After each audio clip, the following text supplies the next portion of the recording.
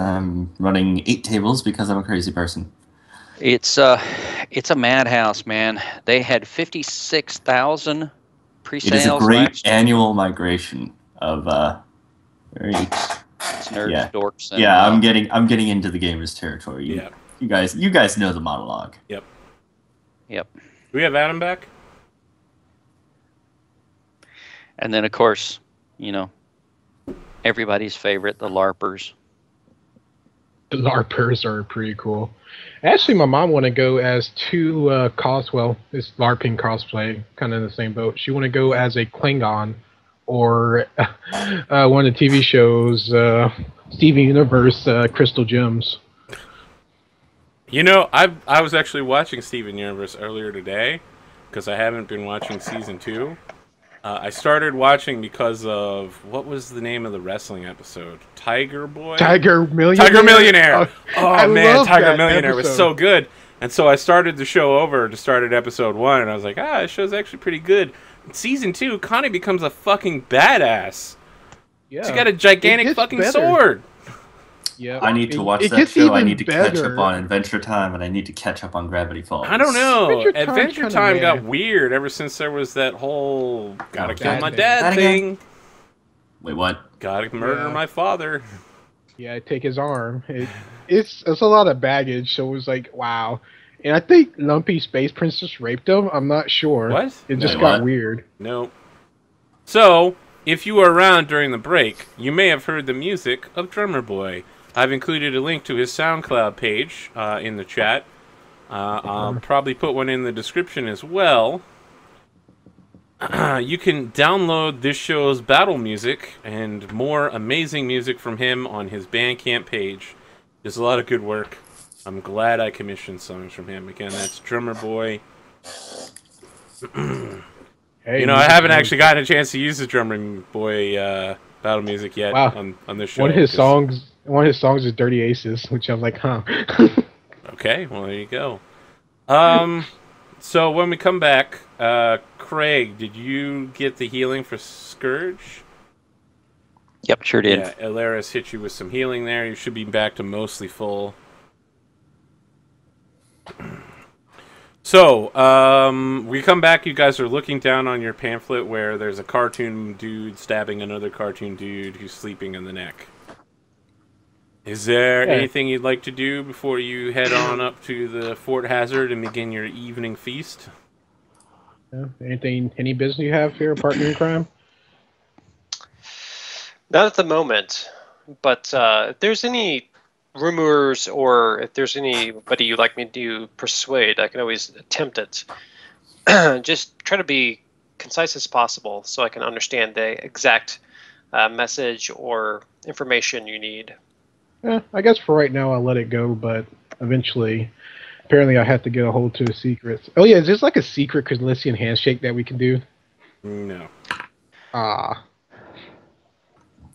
Surely there's something in your past that you don't want anybody to know. You wouldn't remember it, though. Yeah, I couldn't remember it, because remember the whole reincarnation lost 30% of memory. It's canon. It's interesting, because he hasn't actually asked any of you for secrets, which would be a legitimate tactic. You murder a paladin. You guys know, well, that's not a secret either. You guys did that in front of a whole village. Well, yeah, but nobody off the island. They sent someone looking to kill you.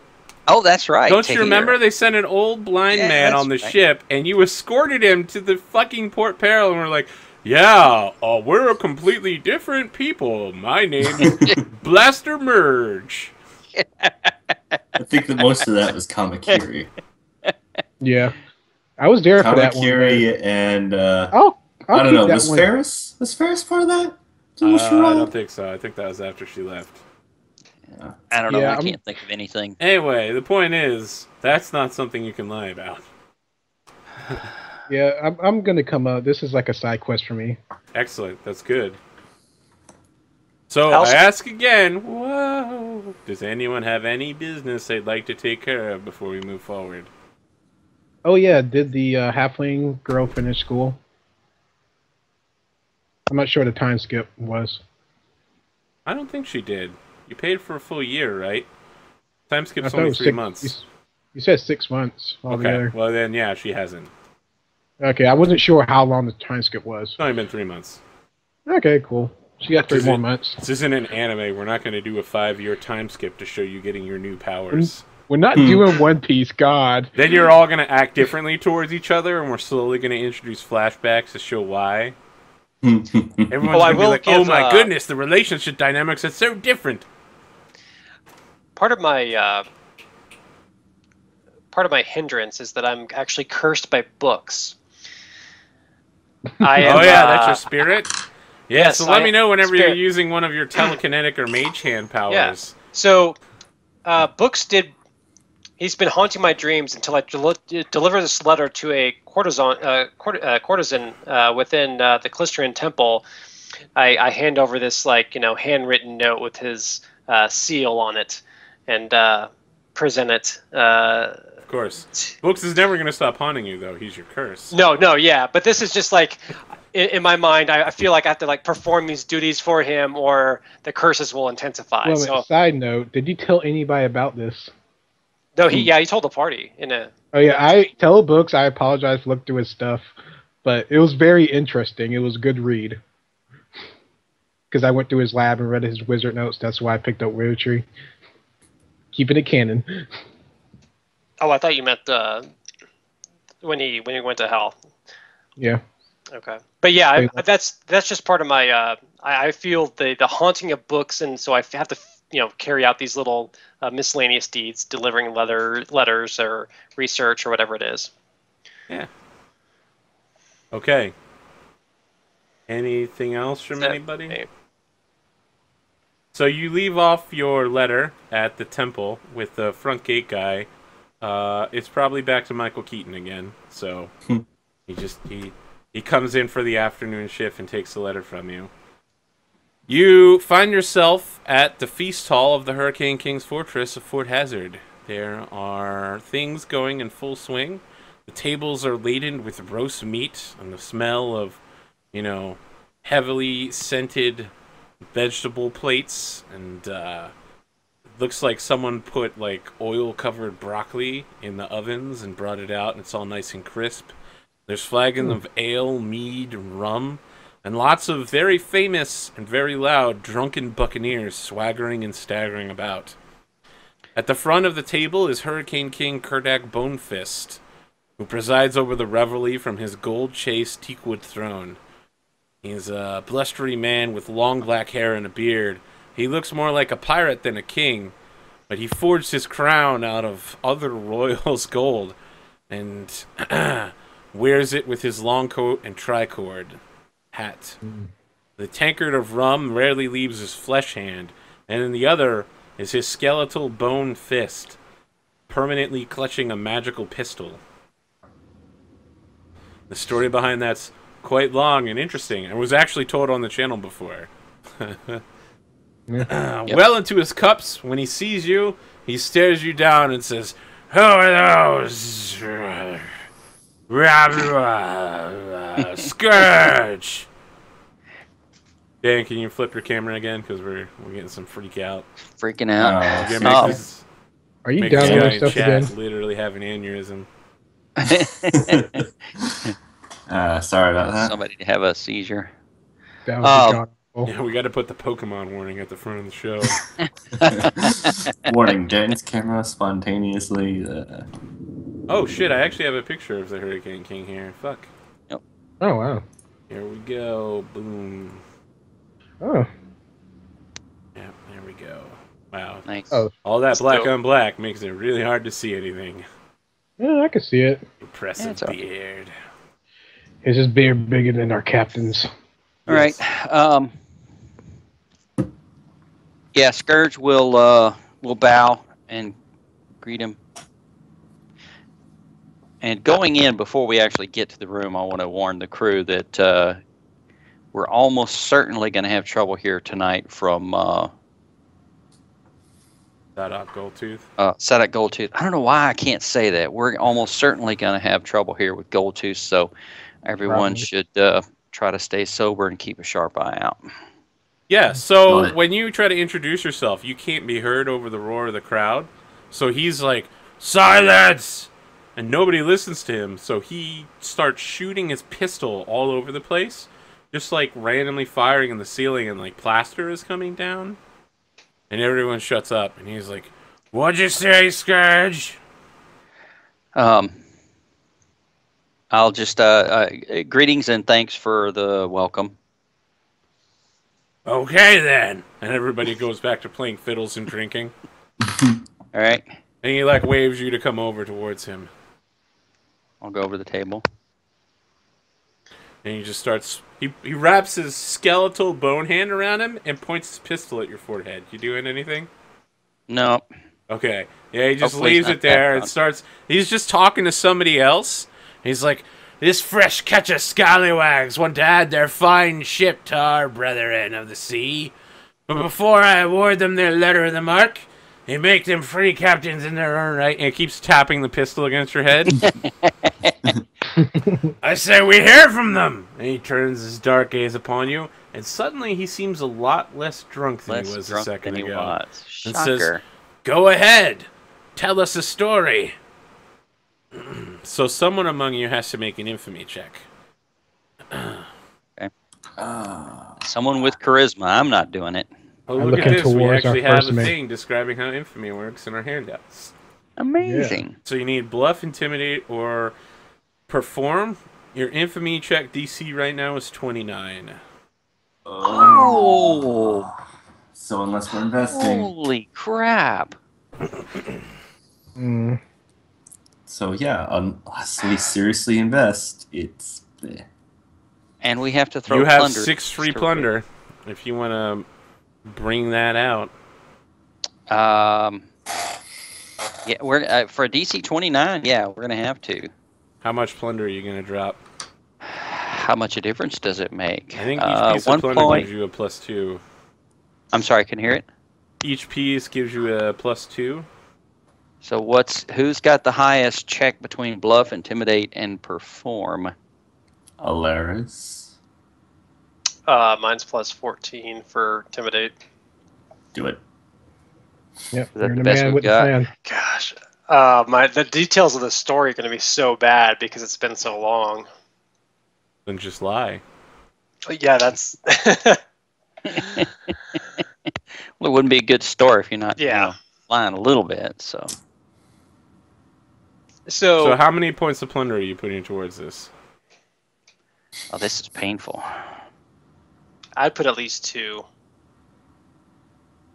+4. That gives you an 18 to hit a DC 29. You have to roll an 11 or better. Yep. Let's do 2 more. 2 more plunder or 2 more points? 2 more points. So that's what. Point of plunder. So you're bringing half your treasure with you. Yeah. Yeah. So I think one of you, probably Alaris, as the first mate, kind of like claps his hands together, and they start, because you're prepared for this, of course. They start hauling in like chest after chest of treasure overladen with gold, and the pirates are just like reaching in and taking the money out of it. And Bonefist Kurdak is like, excellent, Scourge. You're a relatively unknown pirate. You're not even despicable in these parts. Not enough infamy.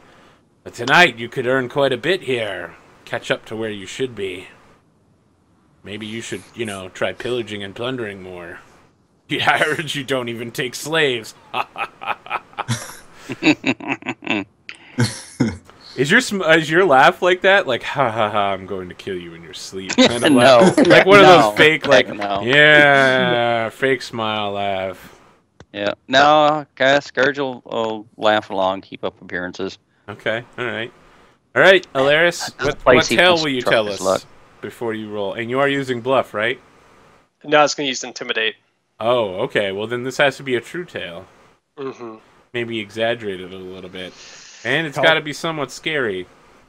Yeah. So the captain of Vigimy. Yeah, I was going to tell that I down a flagon of ale and, clear my throat and step up on my table and say, "We sail with the bravest and strongest Commodore of all the seas. We have faced many tales and have been beaten worse than your worst nightmare. But there was a time when we could sail the seas. Someone just stands up and is like, "Shut the fuck up!" And you can see him look back over his shoulder, and he looks at Sadok Goldtooth, who's standing in like a darkened hallway, and like he makes this motion, and the guy stands back up again. He's like, "You're dumb and stupid. Your elf makes you look like a woman. You hardly have any bald hair on you at all," and starts heckling you. All right. Can I intimidate that guy? You can try to intimidate him, yeah. Yeah. Would it be frowned upon to shoot him? You can use violent or magical means to remove them. Oh, you can? Yes. Is that shout out in the Great War? Shoot! Okay, Aces. Yeah, so like the whole hall goes quiet, and then you're just like, how are you intimidating him? I just come up to him. You shut the hell up. This is the bravest man I ever see. He saved my life from the... What was that undead guy?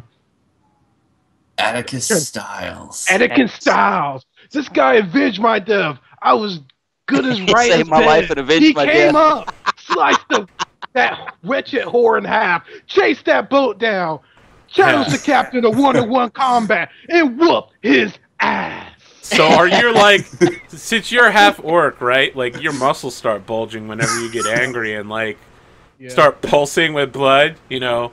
And he's just like, whoa, whoa, whoa. Okay, I'm sitting down. I'm just sitting down. Right I think you just. I'm a madman. I think you just stole the show. Yeah. All right, Alaris, you get to finish your tale. He's like, as I was saying, our captain walked on water and jumped on a boat. Yeah. Does that count as an aid? You know what? I'll let you take an aid on that. Yeah. Yeah, nice, awesome. So here we were, bruised and battered and beaten from our latest plunder, but we were victorious. And we wanted to rest, but the Commodore said, no, there is one more boat to take. And so he plodded upon the water, barely drenching his boots, and he took the largest ship among them and said, you bow before me, and you will... and give me your riches, and I will leave you alive. The man said no, and so they had fisticuffs. There was a blow after blow. This is not how it happened at all. I know. It's been so long. Yeah, it's fine. He cut down 3 people. It wasn't until the teeth of the fallen captain sprayed against the deck. And Commodore Scourge raised his fist valiantly in the air, and he says, I am the captain of this ship now. You obey my orders. That part did happen. And that goes for any of you in this room. If you want to challenge us here and now, do it. And we will take your ships and take your plunder, and you will leave here a poor man alive. You see me just foaming at the mouth. I'm going wild. Make your check. All right, so my base number is a 14. I'm going to add... you have a plus 6 from the plunder and 2 from Dom's incredible aces intimidation. So, this is a decent roll. Yeah, okay. Mark yourselves down as gaining 2 points of infamy. Nice. At the end of the tale, Bonefist Kurdak calls for a show of approval. The gathering hollers in your favor, many saying yes. You are officially presented with your letters of marque, which say the following. Scribed in a firm hand in blood-red ink, and emblazoned with the elaborate seal of crimson wax, this thick, waxed paper grants the bearer license to attack and capture ships of enemy nations as a privateer. It is not uncommon practice for nations of the inner sea to issue letters of marque and reprisal to their ships, but those issued in Pirate Confederacy of the Shackles grant permission to engage in egregious acts of pillage and prize-taking, which can only be described as piracy by more lawful nations. Lawful letters of marque are issued to specific ships, not individuals, but in the Shackles. They are granted to a specific captain and his or her officers. This letter of marque bears all of your names. and accords the bearer the authority to seize or destroy cargo, incarcerate or slay crew and passengers, sink or capture ships from other nations, mercantile or otherwise. Within the territorial bounds of the Shackles, these manifold privileges also apply against any ship or captain who has not sworn loyalty to a known free captain, or who doesn't have their own letter of marque. Although, bearing a letter of marque is no guarantee of safety from other pirates, who frequently strike first and ask questions later. Possession of such a mark is a crime in most civilized nations, and carries the penalty of death by hanging. As a result, the Shackles letter of marque is protected by a secret page spell, enabling its bearer to speak a secret command word to alter the text into something more innocuous, such as a cargo manifest. The secret word to reveal the words on your page is Rochambeau. And so, like, the court scribe hands over your 4 letters of marque, all offering you officership or captaincy within the Shackles. You are now officially recognized as free captains or officers of a ship within the Shackles. Har har. I let the so foaming at the mouth, like, yeah. Let me tell you, brother. If this is not a good night to celebrate, then I do not know what is. So, you're approached by one of the pirate lords. She comes swaggering up. She actually looks a lot like Sandara Quinn, but an older, tanner, less clericy and more stabby, badass version of Sandara Quinn. And says, I'm Admiral Tessa Fairwind of the island of Motaku. Think you boys should come visit Kent sometimes. Might have a job for you. But if you're looking for a good time while you're here, you might try staying in a certain bar in Port Peril. You ever heard of the Riptide Ale House? Was my knowledge local tell me of that? Yeah. I have like a +10. Yeah, go ahead. Okay. Have I ever heard of the Riptide Ale House? I don't know. Why don't you make a knowledge local check? I'm trying to get the thing to slide over. It's like, knowledge. I probably have. I don't know. Maybe. I don't know. Yeah, you've both heard of the Riptide Ale House. Agrajag, you know a bit more than he does. The Riptide Ale House it's the bar from Tortuga in Pirates of the Caribbean. Basically, every night there's a number of drunken brawls there. Everything gets shattered, and they have like a wizard on hand who does nothing but cast mending constantly. He also puts out there's like a silent image, like a neon sign silent image outside that he's responsible for upkeeping. So he's a very wealthy man. His name is Fagrajag. Sounds so familiar. Fagrajag? What race is this guy? He's a human. Ah. Anyway. Is he related to you, Agrajag? His name is spelled differently. Okay. What was the name of the inn? It's called the Riptide Riptide Ale House. Riptide. I've read it once or twice in my travels. Riptide Ale House. Okay. Adding that to my notes. I whisper to the captain, I would like to visit that island for my own personal business, too.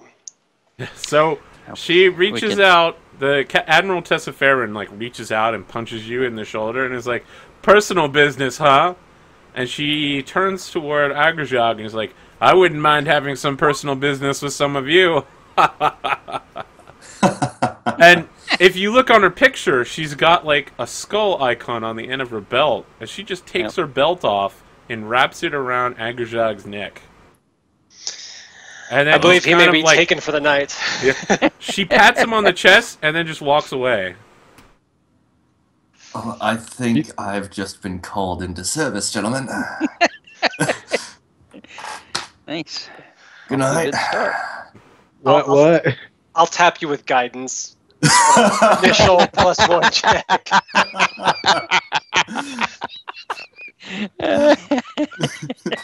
Every little bit helps. Yep. Oh, God. Nice. Hey, do you want an ant haul, buddy? think you better start moving. Can we act like adults here, guys? Yes. You better start moving that maybe a time-limited offer, so... Yeah, I'm like shooting him long go. Be awesome. Okay. So yeah, the night passes. Everybody is back on the ship in the morning. You have like a handwritten letter that has like a lipstick kiss on it, Agrajog. That's like, what a great night we had together. You should look me up next time you're in Kent. Nice. Okay. Nice. What do you guys want to do? Could you spell out her name? Tessa Fairwind. Yeah. You can actually see if you know anything about Tessa Fairwind. That would be local, wouldn't it? Yeah. What'd you get? She's a pretty public figure, right? What'd you get? 10. You got a 10. Okay, so you know the most basic stuff. She's a half-elf bard who has a long history of dueling people, especially men who are unkind to her, and then stabbing them through the neck with her rapier. You know that she has a willingness to use both her rapier and her seduction skills to become one of the most influential pilot lords in the Shackles. She's also extremely stubborn, has a reputation for fairness, and she is currently the runner-up to Pirate Lord. If Kurdak Bonefist was to ever die, which doesn't seem like it's going to be the case because he keeps stealing the Sun Orchid Elixir and making himself younger. If he were to ever die, Tessa Fairwind looks like she's maneuvering to take his place. And the final thing you know is that her flagship is called Luck of the Draw, and it's a sloop of war, so it's actually not that big, but it's very fast. Nice. Sounds like a cool ally. Potentially. Just don't piss her off. Yeah, don't make her mad. Exactly. You don't like me when I'm angry. Don't make her take off her belt. So any other items of interest that we could have gleaned from our evening? Interesting. Or what kind of things are you looking for? Just dope on the other captains, you know, kind of... Oh, okay. I'll tell you what. I'll let anybody who was still there, which is not Agrajag since he left early, you can make a knowledge local check, and then I will let you know about the other pirate lords. For every 5 you have over the DC, I'll give you another pirate lord. Okay, can I also gather rumors? Yeah. And also what? Schmooze. Gather rumors? That's exactly what you're doing. Okay. Yeah. Diplomacy I have a to schmooze. 10 to it. Y'all want me to try, guys? All of you can try. Oh, we all can try. Cool. Yep. Okay. These rolls tonight. Yeah, you learn one rumor about one pirate lord. Well, this is gathering information, so it could be caught on by other folks. Or you get 4 pirate lords, Alaris. Yeah. Scourge, you rolling? It can't hurt, right? You know, I'm just gonna keep. No. I'm just gonna keep out of it. Okay. I'm gonna enjoy a few you're like the man of the hour. People are like buying you drinks, and you're just like sitting back. People are buying you food. You know, congratulating you for your successes as a free captain. Yep. I'll just enjoy the evening and let everybody else snoop. Okay.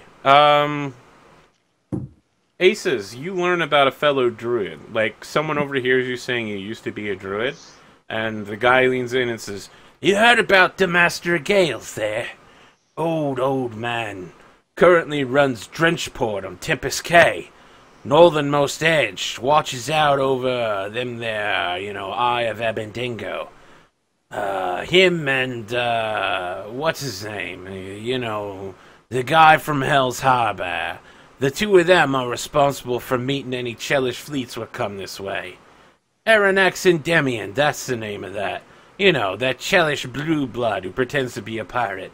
Anyway, the Master of Gales, they say there's no captain on the sea who would oppose him. The Master of Gales appears content to only hold his crappy little town of Drenchport. There are rumors of his links to the Cult of the Eye, and many believe his allegiances lie not with the Pirate Council, but with the incredible power of the Eye of Amendengu itself. I wouldn't trust him an inch. And he, looks over and points to the Master of Gales, who's fairly high up on the table because he's pretty much a badass. And, as already noted, as a druid, he has complete control of the weather, so in ship combat, that basically means he sinks anybody he looks at. Yeah. That's how he rolls. He literally is just like, oh, there's a fleet of Chelsh coming? Boom! Gigantic whirlpool. You're all dead. Yeah, I think myself, I used to strive for that, but I lost the itch for it. You lost the urge for herbal? Well, I had no reason to be a druid anymore, so it's like, the only thing I remember is stealing stuff. Alright, let's see here. Okay,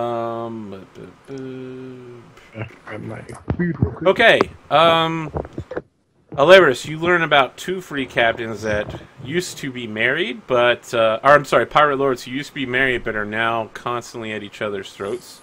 The first is named Havalis Grood. He operates out of Oyster Cay, and his flagship is called the Scylla. He cuts a fine figure at the helm of the Scylla with rugged charm and thick curly locks. He has a blood feud with his former lover, Wide Oga, which is a source of great amusement for the rest of the pirate lords, but a matter of grave peril for the residents of Oyster Cay. What was a simple lover's slight turned into a dramatic battle, thanks in part to work by both captains' first mates, who deem it necessary to fuel the violent conflict for their own purpose. The Scylla's wily first mate, Seaspit, an orc, has designs on the captaincy, and hopes that by fanning the flames of the captain's rival with Wide Oga, he can bring about his captain's vacancy for that position. And you learn the following about Wide Oga. She also operates out of Oyster Cay, and her flagship is called the Beckoning Nereid. Wide Olga is named so not only for her massive girth, but also for her enormous toothy grin. Her full build and her tight-cropped hair give the illusion of a stocky cabin boy, but even in silhouette, her athleticism and physical confidence mark her as a captain. Her fury at her former lover, Havalis Grood, has had no chance to cool, as her first mate, Sincera, a human rogue, continues to fan the flames of their fallout. Like her companion on Grood's vessel, the Scylla, Sincera seeks to fill Wide Olga's boots, and the 2 first maids have formed a truce in order to ensure each other's promotion.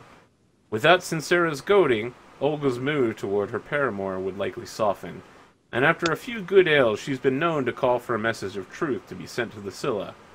Unfortunately for the residents of Oyster Cay, such orders are often intercepted by Sincera and by forgotten by Olga in the morning.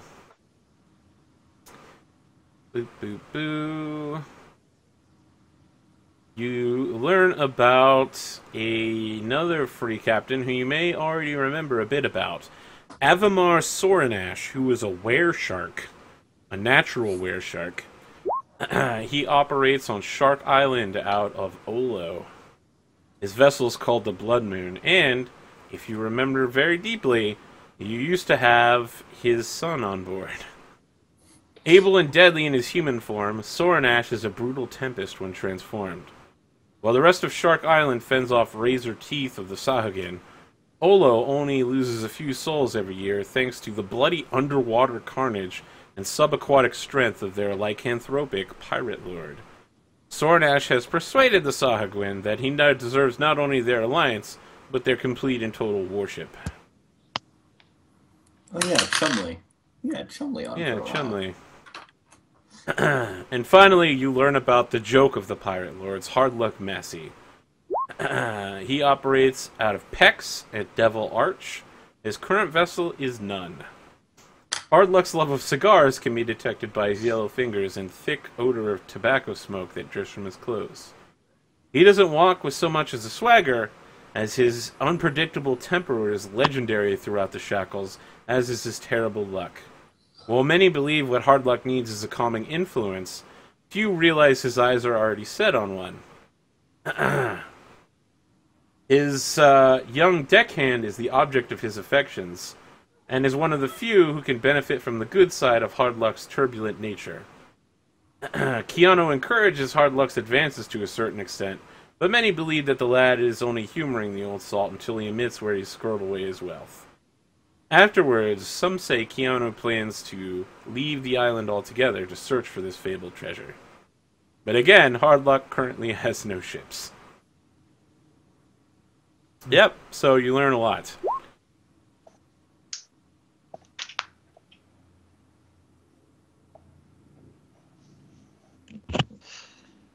I will pass that information along. Okay. As necessary. I'm sure I butchered everything in my notes here, but did the best I could. So, what do you guys want to do the next morning? We need to start working on the line on getting some income and maybe some more ships. And we have 2 now, right? Or is it 3? Yes, Sandara Quinn's ship.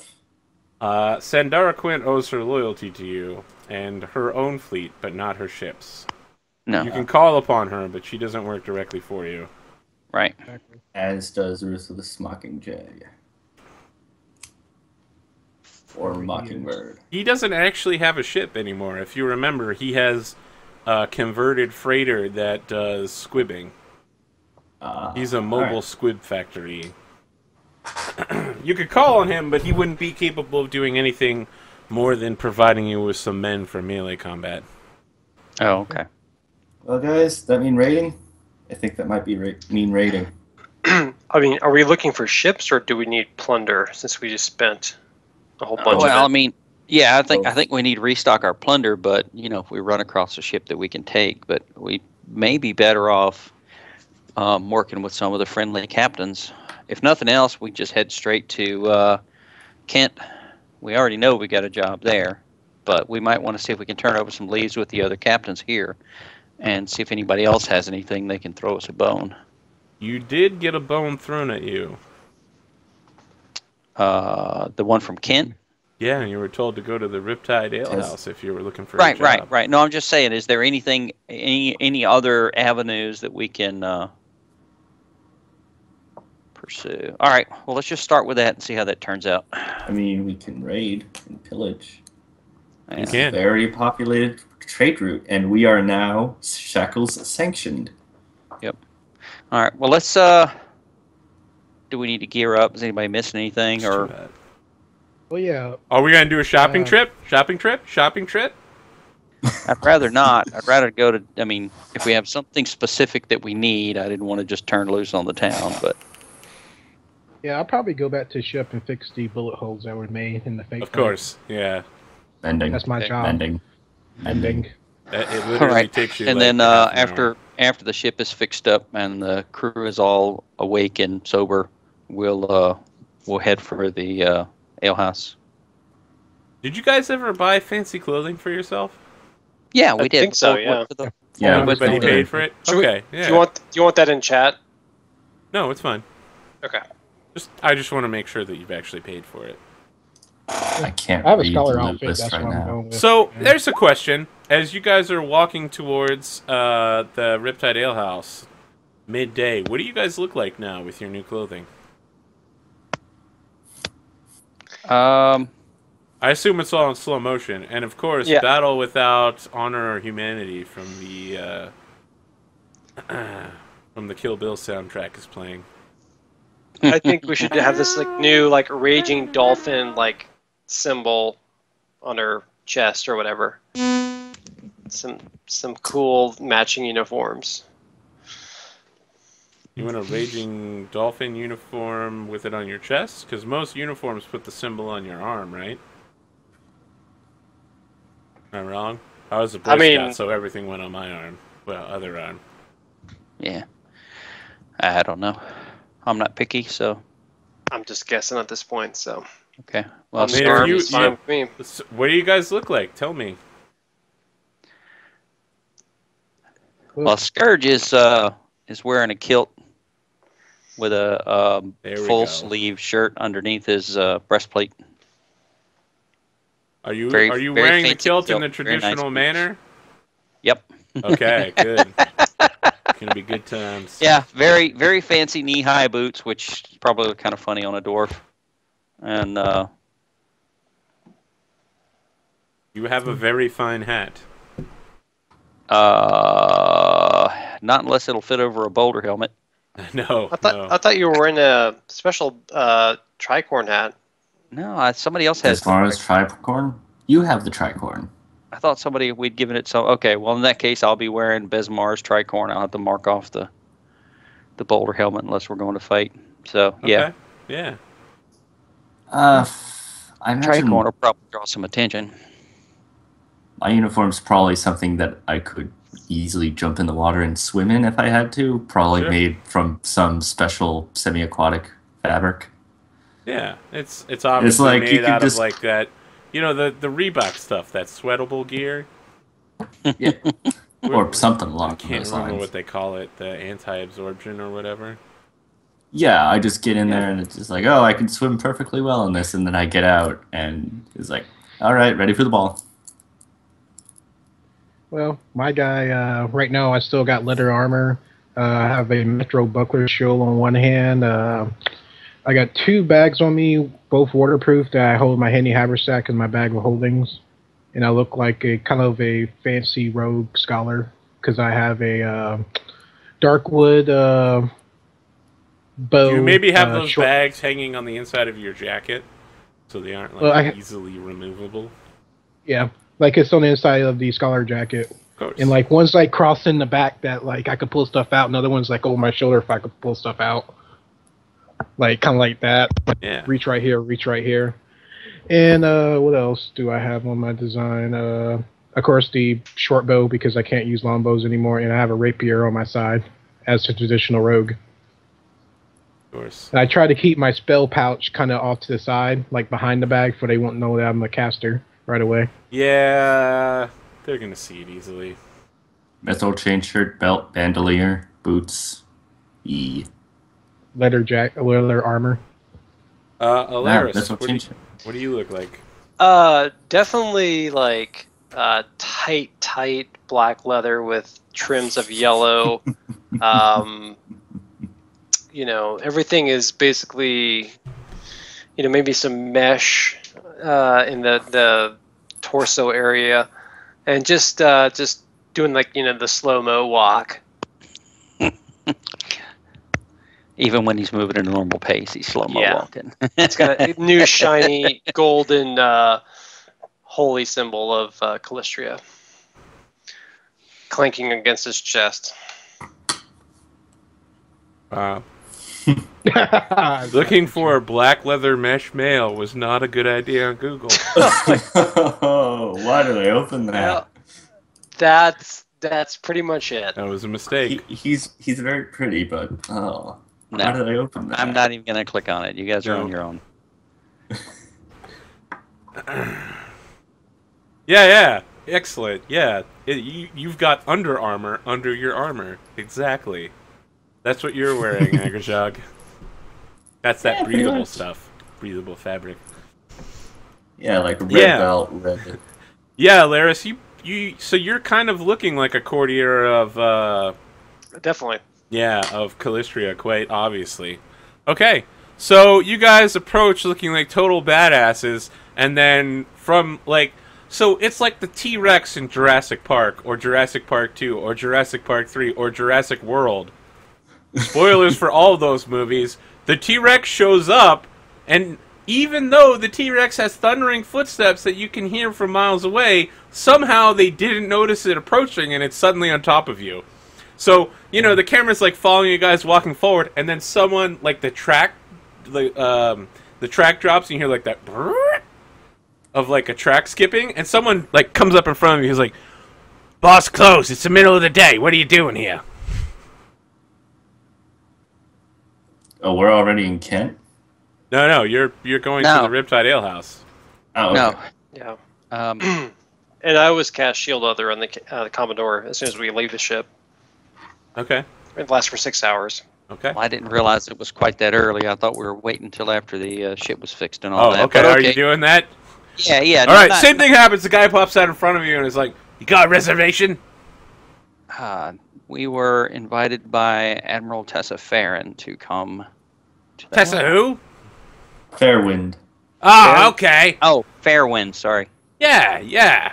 All right. He like looks over your clothing. He's like, "Hey, don't I know you from somewhere?" Admiral Scourge, maybe? Admiral Scourge. I mean, Commodore Scourge, I'm sorry. Commodore Scourge. No, I don't know you. Wait a second. Well, okay. Are there you Master Scourge? Yes, as a matter of fact. So he like reaches out and pulls out a wanted poster from the nation of Cheliax. That's like Master Scourge the Ninth, wanted for multiple crimes, including the disabling of the vessel Dominator and the murder of a number of its crew members, and the list goes on and on. It's like pirate, thief, theft, blah blah blah, and your bounty poster is like 50,000 gold pieces. He's like, "Can you sign this for me?" Sure. Oh, excellent. Now, Excellent. could you cut your wrist and like sign it again in blood, and then write in 4 bubble pots? My wife is a huge fan of you, just enormous fan. The whole family loves you. I'll... You know, Master Scourge's blood is very important. Oh, I get it. But yours is less so. He's like, are you trying to intimidate me, sir? I am. He's like, well, the 3 of you can go inside into the VIP section. You can stay here. But he's our wingman. He's like, oh, okay. Then you can stay here, too, and keep him company. Okay. Scourge, are you I saying thought you were anything? a fan, Scourge. Nah, that's okay. They're with me. He's like, oh, of course. And he, like, rolls up the scroll that you just signed and stuffs it back in his pocket. He's like, very well, this way. And he, like, lets you inside the alehouse and directs you to the upper level of the alehouse. So, inside, there's, like, the lower level where you see a number of relatively famous pirates. In fact, you probably had a couple of them on your crew at some point. Just general folks. And you're led to a room.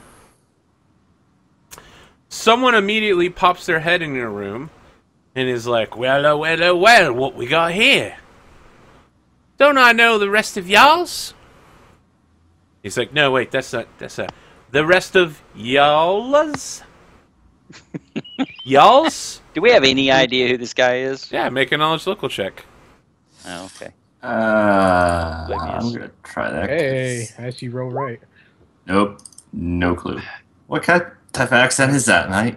24. He's like, I've been working on it, actually. My apologies. Been spending a lot of time with the Alkenstar engineers around here. He whips off his fancy hat and is presented, as you see in the picture there, with the sticks of dynamite hanging off the front end of his shirt. He's like, the name is Pierce Jarrell, free captain. Who might you be? You, Aces, you do know